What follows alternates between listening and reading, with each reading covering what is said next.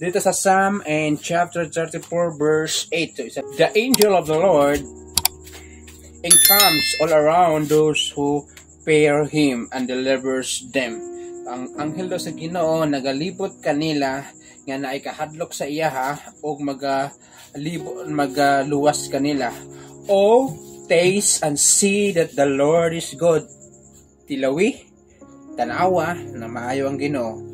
Blessed is the man who trusts in Him.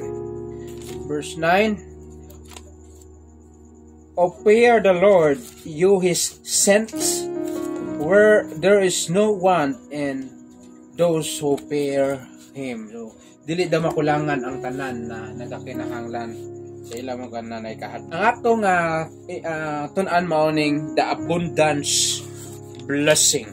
So, mga tag-abundance, mga tag-blessing, so, panalangin.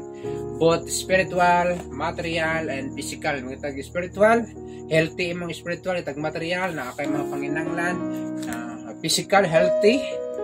So, unsa kaha ang mga requirements? So, naay requirements para maatua ang abundance na bugana na mga panalangin sa Ginoo sa ato ang individual na kinabuhi. Dito mag-focus sa verse 8. So, una nga, ingon sa Bible, O taste and see that the Lord is good.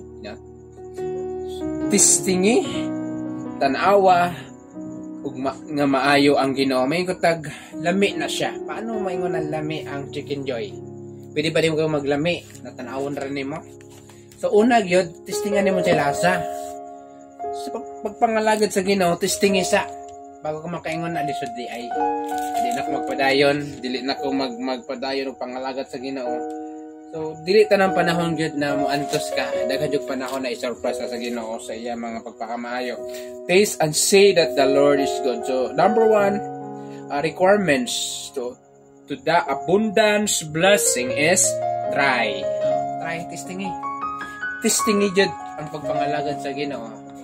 Bugana na panalangin sa Ginoo. Tistingi ang pagduol sa Ginoo, tistingi ang pagsangpit sa Ginoo. Kay niya see that the Lord is good. Makita jud nimo na maayo ang Ginoo. Sa atong mga kinabuhi, nakita tay mga dili maayo nga situation, dili maayo nga kimtangan, tistingan nato sangpitan ng Ginoo. Try. Walay mawala kung subukan nato. Ingon sa mga negosyante bago ta mag-negative sa mga unsa man na mga ato ang business o inang nato testingan.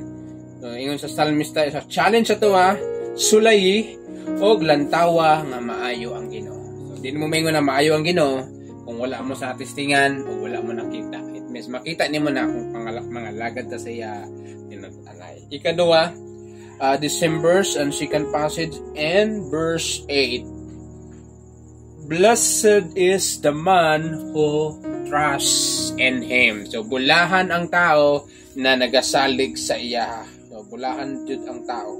So, ikaduha na atong himuon para maatuwa ang bugana nga panalangin sa Ginoo, saligan nato siya. Trust. Atong itugyan ba ang ato ang situation, ang ato ang financial status, ang ato ang mga pangandoy, ang ato ang mga dreams, ato ang pamilya, ato ang trabaho, everything. Dayon sa Bible, bulahan ang tao nga nagasalig sa iya. So ang abundance na blessing para lang sa naipagsalig sa Ginoo. Kung gusto nimo maimuha ang bugana nga panalangin sa Ginoo, ang himuon nato is saligan.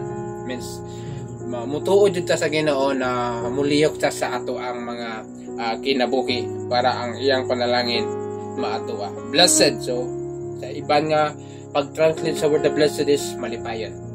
Ingon sa Bible, malipayon ang tao na nagasalig sa iya. So tinuod ba? Amen. Malipayon ka ba sa imong kinabuhi? Saligan nimo ang Ginoo sa imong adlaw-adlaw na panginabuhi o pagbuyo. Katapusan, verse 9. O fear the Lord, you His saints. There is no want to those who fear Him. So, ikatulong requirements, mauning kahadloki ang Ginoo. Ang kinakahadlok sa meaning sa kahadlok sa Bible is respect.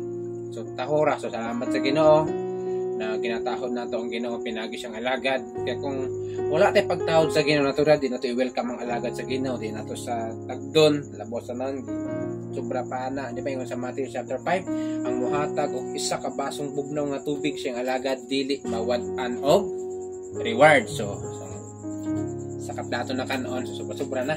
Okay. So, ikatulong nga requirements para ang bugana nga panalangin sa Ginoo matuwa, respetuhan nato ang mga butang nga iya sa Ginoo.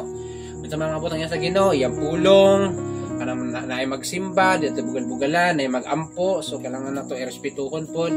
Ug mo na mga butang na mapakita nato na atay respeto sa Ginoo. Ang unsa man ang iyang gisaad,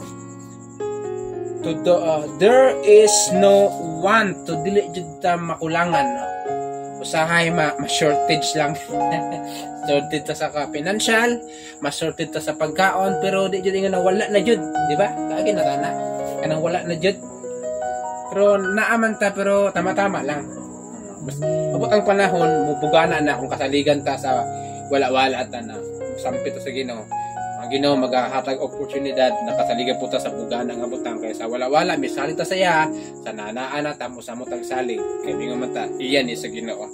So tulo ka mga requirements sa bugana nga panalangin. Number 1, testingi, sulayi. Ikadua, saligi. Ikatulo, respetuha.